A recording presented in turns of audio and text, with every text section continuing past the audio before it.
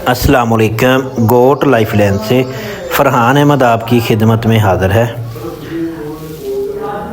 आज का जो हमारा टॉपिक है ना, वो है, बहुत सारे दोस्त ने कमेंट कर रहे थे पिछली वीडियो में, ठीक है, जिनमें मुख्तलिफ़ तरह के कमेंट थे कि आपने भेड़ें क्यों रखी हुई हैं, भेड़ों की फार्मिंग बेहतर है कि बकरी की फार्मिंग बेहतर है, ठीक हो गया, फ़ायदा किस में ज़्यादा है।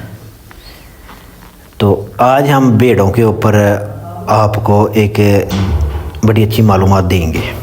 तो इसमें आज हम भेड़ों के मतलब आपको बताएंगे कि जो हमारे तजर्बे से गुज़रा है।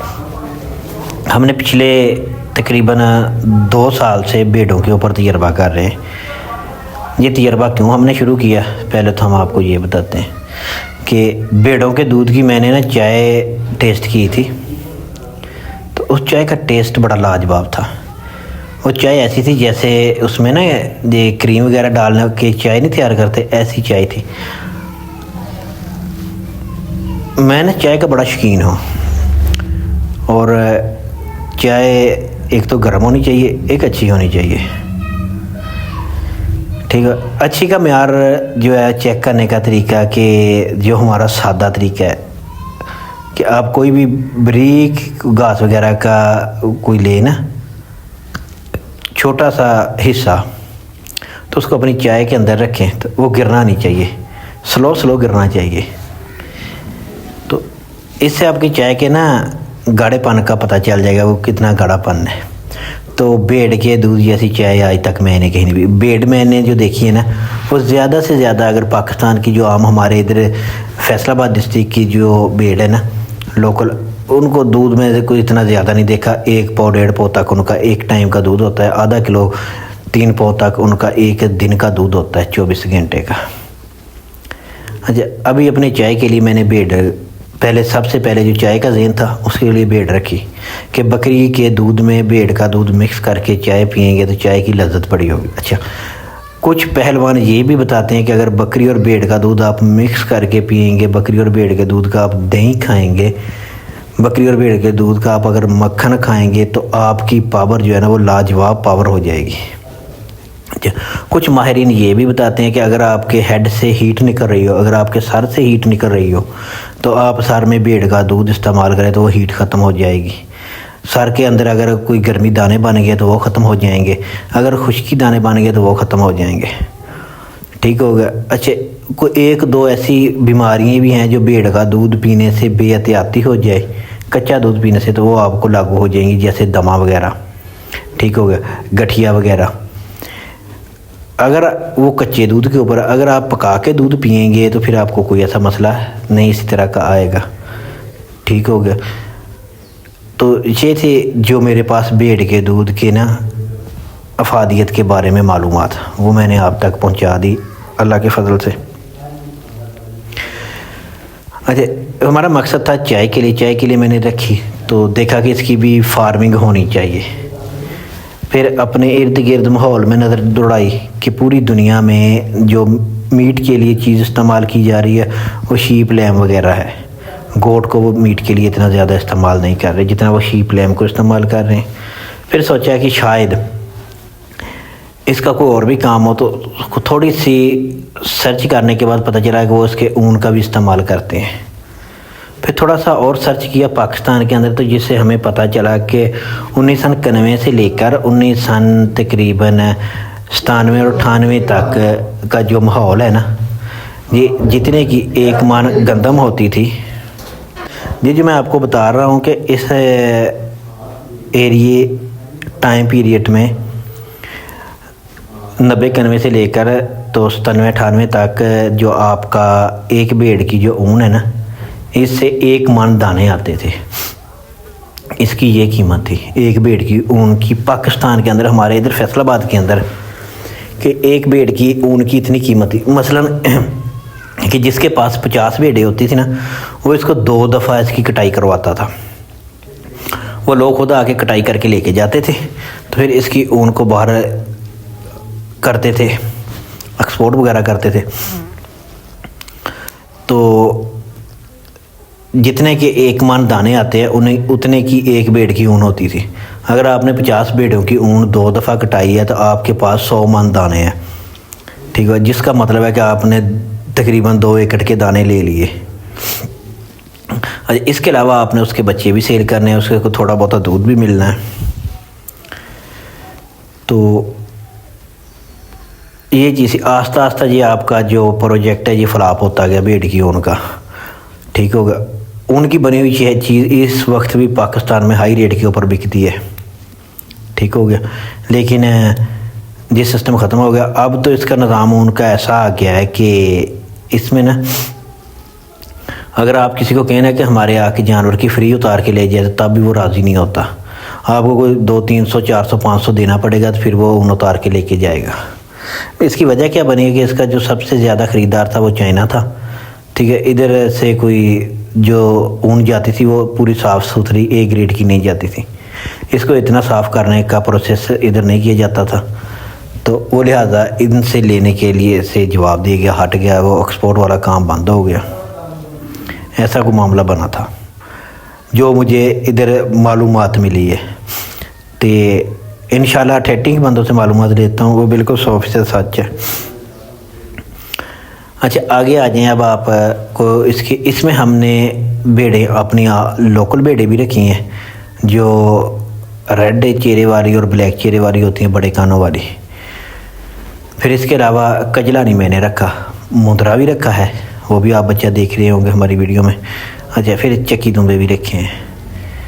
अगर हम गोश्त के अतबार से भेड़ में बात करें तो बकरे की निस्बत किसका मीट में सबसे ज़्यादा लजीज़ा गोश्त वो किसका है?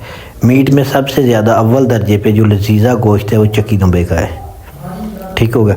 नंबर 2 के ऊपर जो सबसे ज़्यादा इसके बाद लजीज़ा गोश्त है वो भेड़ का है। अच्छा, अगर ताकत के लिहाज से आप पूछें बकरी और भेड़ का मुआवजा कराएं तो फिर बकरा वा। अगर लज्जत के हिसाब से देखेंगे तो पहले भेड़ की 2 किस्में आएंगी, अगर ताकत के लिहाज से देखेंगे तो आपको फिर बकरा आएगा।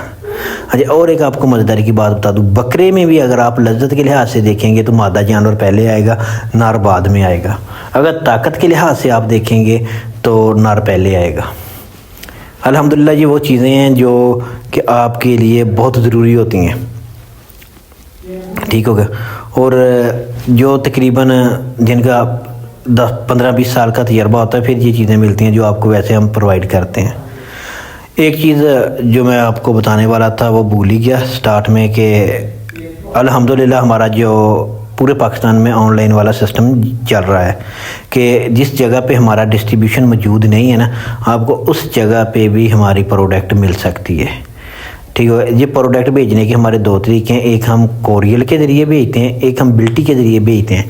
ये आपके घर तक नहीं आती, आपके शहर तक आ जाती है। जिधर आपके को अड्डा वगैरह है, जो कोरियल शॉपिंग वगैरह है, जैसे लेपर्ड हो गया, DHL हो गया, ये ऐसे ज़्यादातर हम लेपर्ड पे काम करते हैं। तो अगर आपको कोई चीज़ भी चाहिए हमारी जानवर के मुतल्लिक़ा, अल्हम्दुलिल्लाह जो लोग तमाम चीज़ें चेक करके थक चुके हैं, जो शौक़ छोड़ने वाले हैं, वो सिर्फ़ एक दफ़ा हमारी चीज़ का इस्तेमाल करके देख लें। अल्लाह के फ़ज़ल से इंशाअल्लाह ताला दोबारा उसका शौक़ जो है ना ये गुलाब के फूल की तरह खिल जाएगा।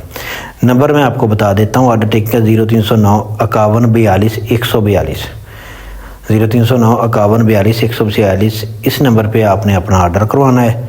तरीक़ाकार मैं आपको बता देता हूँ कि इस नंबर पे हमारा वर्कर जो है ना वो आपसे बात करेगा, आपको अपना अकाउंट भेजेगा, आपने उसमें पेमेंट लगानी है, हफ्ते के अंदर अंदर आपको माल आ जाना है, ठीक होगा। कभी 2 दिन में आ जाता है, कभी 4 दिन में, लेकिन 1 हफ़्ते का टाइम लाजम होता है। हफ्ते का टाइम इसलिए होता है कि हम जिस एरिया में रहते हैं वो एक मुनासिब और लोकल सा एरिया है, तो इसमें हम दूसरे शहर फैसलाबाद लेके जाते हैं, फिर हम उसको आपकी तरफ भेजते हैं। अच्छा, उसमें आपसे हम मुनासिब पैसों में आप तक पहुँचते हैं, बिल्टी का खर्चे बिल्कुल मुनासिब लेते हैं, तो इसलिए हम माल जमा करके लेके जाते हैं। तो 2-4 दिन का टाइम, 5-7 दिन का टाइम इसमें आ जाता है।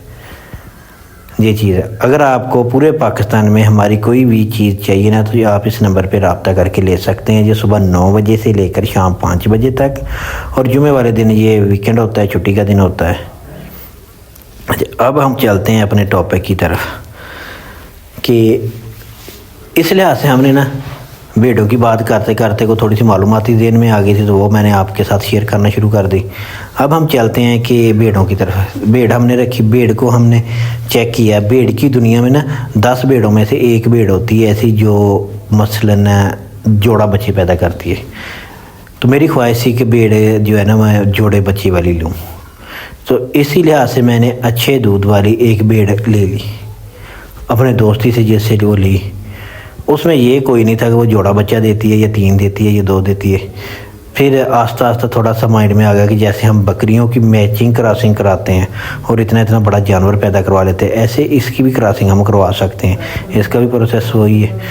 तो फिर मैंने जोड़े बच्चे वाली भेड़ ले ली। एक तरफ मेरे पास दूध वाली भेड़ थी, दूसरी तरफ जोड़े बच्चे वाली भेड़ थी कि अगर हम इसको इस लेवल से मैच कराएंगे तो ये लेवल एक भेड़ के अंदर हम फिट कर सकते हैं। तो इस लिहाज से ना जो भेड़ों के ऊपर काम शुरू कर दिया। तो इसमें जो दूध वाली थी उसने हमें तकरीबन कोई 1.5 साल बड़ा अच्छा दूध दिया, बड़ी सेहतमंद होगी, शानदार होगी।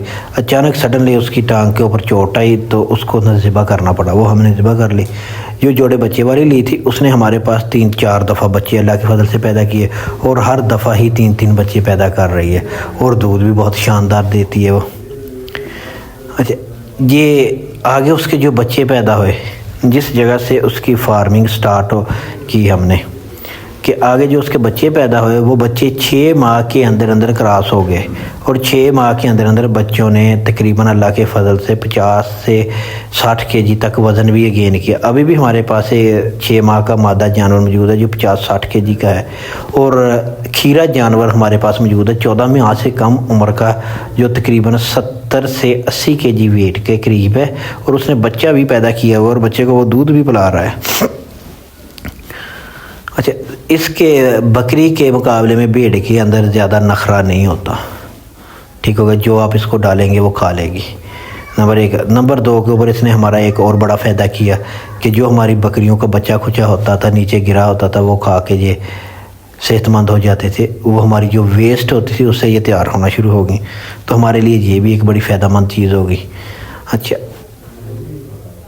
अल्लाह के फ़ज़ल से ये 6 महीने के अंदर और साल में एक दफ़ा ये बच्चे पैदा कर देती। इसके बच्चे पैदा करने का जो दौरानिया है वो है तकरीबन 6 माह का। 6 माह के अंदर अंदर ये ना बच्चे पैदा कर देता है जानवर।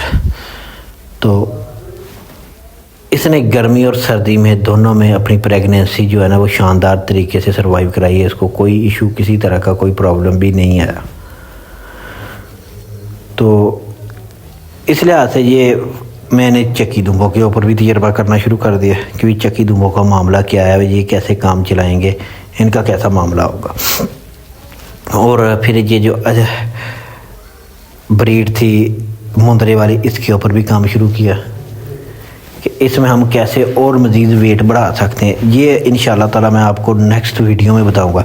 ये जितना भी मैंने तजर्बा किया है ये 8-10 पीस के ऊपर मेरा तजर्बा है, कोई बहुत बड़े लेवल के ऊपर तजर्बा नहीं है। लेकिन बकरी का जो काम है वो तो ऑलरेडी अल्हम्दुलिल्लाह 4-5 जानवर के ऊपर करते हैं, वो तो आपको पता है, ठीक हो। तो इंशाल्लाह नेक्स्ट वीडियो में भी मैं आपको इसका सारा कुछ बताऊंगा कि हमने इसको कैसे कैसे किया और क्या कैसे लिया और आप इससे क्या ले सकते हैं अगर आप भेड़ों की फार्मिंग करना चाहें।